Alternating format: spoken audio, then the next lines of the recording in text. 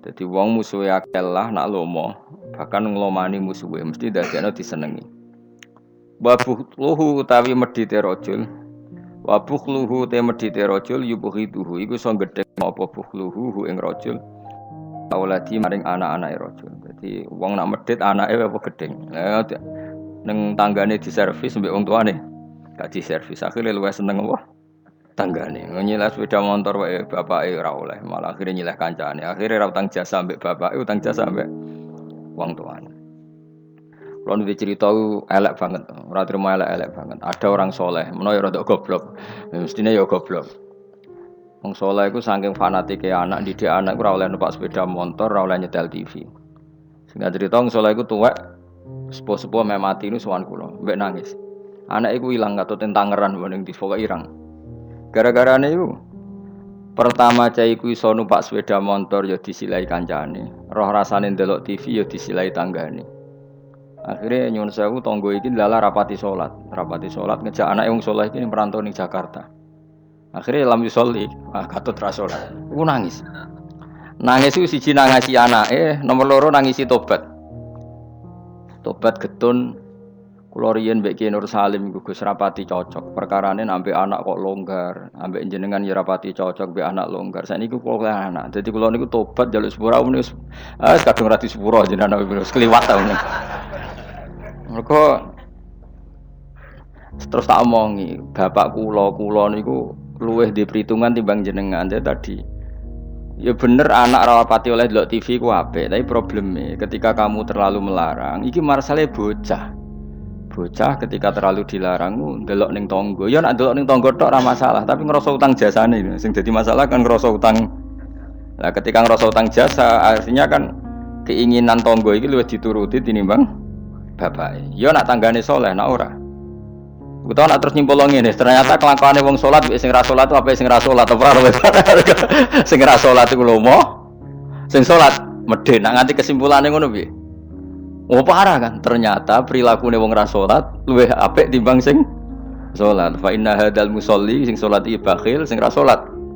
Lho, mulane aku nek ana kiai medhit ku kiai aneh. Pomne wis medhit narjet nak pengajian yo bayaran aneh meneh malah wis super aneh malah. Mareni ngono utek-utek niku mareni. Mesti nak saleh iku sing menisan yo saleh yo lomo, minimal iku ikhlas. Nek ra iso lomo ikhlas. Dadi fair. Wong liya ora mbok Arab kowe ora kena diarep-arep wong fakir paham ya tapi ikhlas. Niku yang paling saya khawatirkan.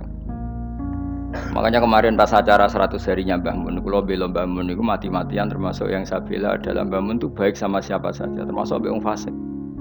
Karena tadi kalau orang fasik itu utang jasa mbek wong saleh setidaknya kepengin niru wong saleh. Tapi nek wong fasik hanya punya utang jasa mbek wong fasik dia akan selalu terikat sama orang fasik.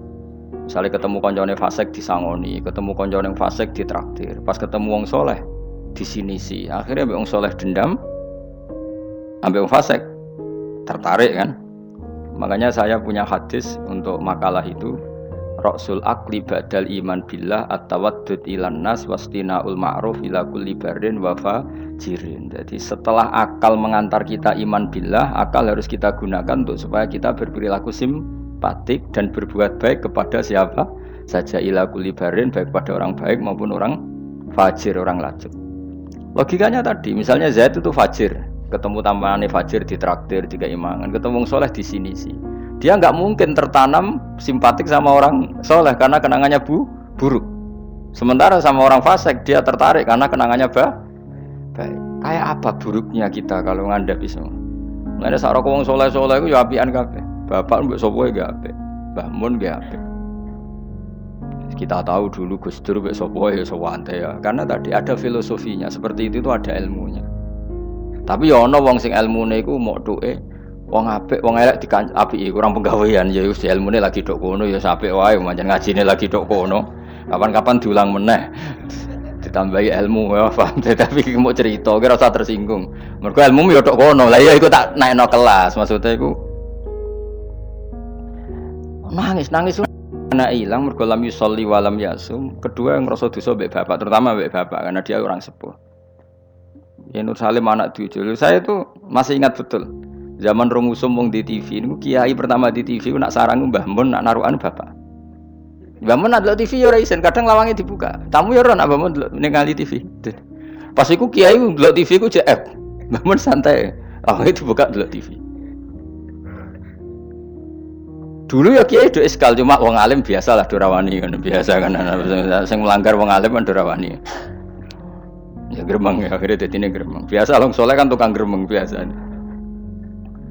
Tapi orang itu akhirnya sadar karena tadi dia gak diperhitungkan. Iki bocah itu ya selawase bocah. Ketika dikekang delok TV ini wong tuane malah delok ning tonggo. Yang parah adalah dia merasa utang jasa ya mbek tonggo. Pertama numpak sepeda motor ya disilai temannya. Akhirnya koncone iki wayahe umur kerja katut. Karena di rumahnya dia koyo neraka. Ora tau dikek dhuwit sebelah ikon ngaji. Servisnya kurang kok. Perintahnya banyak. Wong tentara wis digaji. Satpamnya digaji. Jadi kan kon ngaji terus tanpa gaji. Lan kula ambek anakku sembayang pun. Lho anak kula terus digugah biasa nganti sakniki. Memang itu ajaran saya. Istri saya itu kan keluarga Sidogiri itu dulu eskal. Zaman Bi Haji Alid Hasan itu anggar bete juk dhuwit kula turulah digugah. Memang saya perintahkan. Dulu ya eskal istri saya tapi tak terangno. Orang paling harus terganggu oleh anaknya itu orang tuanya. Nah aku ra digugah terus jaluk mbak-mbak kangkang saking mbak-mbak kangkang. Orang harus terganggu oleh anaknya itu orang tuanya. Kalau sudah kiri kan adatnya kan enggak sopan seperti itu. Saya bilang sopan itu kebutuhan setelah ilmu. Menurut ilmu adalah anak yang harus diganggu anak itu orang tuanya itu menurut ilmu. Sopan kok sih, bakas kok sih. Nomor loro telu. Aturan ilmu ditegakkan dulu. Bahwa yang jadi korban anak harus orang tuanya. Ketika anak ingin uang harus orang tuanya yang jadi korban. Jangan orang itu ilmu. Yang kedua kalau kita baru bicara etika. Nah iso jaluk pas tangi masalah iki bocah. Lah nak nuruti etika aku yo duwe aku yo pas aku seneng pas apian. Akhirnya bojoku nurut karena bojoku ya keluarga kiai suka ilmu. Saya gede-gede ge mari piyambak. Anggere gede-gede ge isin piyambak mari napa. Piyambak. Tapi kan jelas bocah iki utang jasane mbek wong tua. Bahkan saiki sudah gede mikir bapak iku apik tenan turu tak gugah wae gak tersinggung. Lho kula biasa 10 menit turu digo anak kula jam mlaku-mlaku iki kula mlaku-mlaku. Berapa kali saya ngaji terlambat 10 menit, 5 menit gara-gara anak kula nembe dugi lunga biar jam mlaku-mlaku tak turu. Karena jangan sampai kita ini misalnya demi ngaji anakku jam mlaku-mlaku ora tak turuti. Akhirnya anak saya itu dendam sama ngaji. Gara-gara ngaji aku gak dijak mlaku-mlaku bapak. Akhirnya nganggap ngaji ku problem. Akhirnya roh-rohin itu problem kayak gitu. Oh bapak demi keriting memang kan. Pak Mustafa itu demi jenggot ya kan itu. Kan panjang. Akhirnya roh rai-rai iki rai trauma kan. Nah, itu kan gak bagus. Tapi nak tetap mlaku-mlaku, enggak wis pas mlaku-mlaku tetap ngaji. Anak itu punya kesimpulan ternyata saya masih nomor 1. Keriting nomor 2. Keritingnya ya maklumi nak waras, umpamanya aku ora anake kan. Makanya saya itu dugaan saya kenapa Rasulullah ketika beliau sujud Hasan Husain ini menganggap Rasulullah digo jaran-jaranan. Cara Jawa digo napa? Rasulullah ditumpaki mbek Hasan. Sing masyhur itu Hasan. Ya tentu Hasan Husain tapi sing ning riwayat itu Hasan. Iku Rasulullah lama sekali sujud. Sampai sahabat itu karena saking dekatnya wahyu zaman itu cara berpikir ahadasa fihi syai'un atau ahadasa fin nabi syai'un. Apa nabi ada wahyu baru sehingga sujud selama itu. Jadi sahabat belingu ya penting. Akhirnya orang sing enggak rugen-rugen niku udah enggak.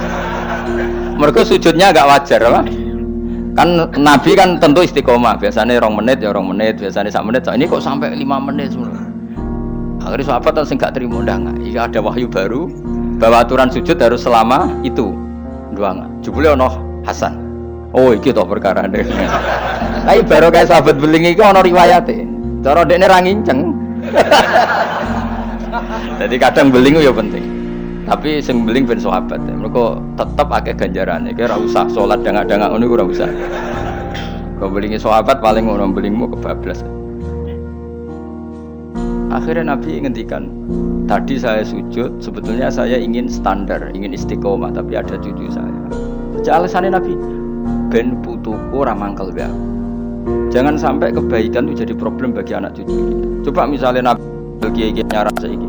Cah cilik nemu tok ora usah nang masjid biasanya. Itu nek ana cah cilik teko jare karena khotibe tersinggung, pidato ora dirungono. Dia momen jadi khotib kan ngono kok diganggu apa? Biasanya sing ngamuk khotib. Dulu pernah beberapa masjid itu kayak pengumuman anak kecil kan. Iku sing nglawan kula tangan hider kok. Ben dolanan nang masjid. Dolanan germa malah kowe sampe bingung. Ngrame ya enggak ganggu wong khotbah. Gak penting syarat rukun. Secara aku niku wis ra penting wis. Penting wis. Kula Jumatan ora tau neliti ngono.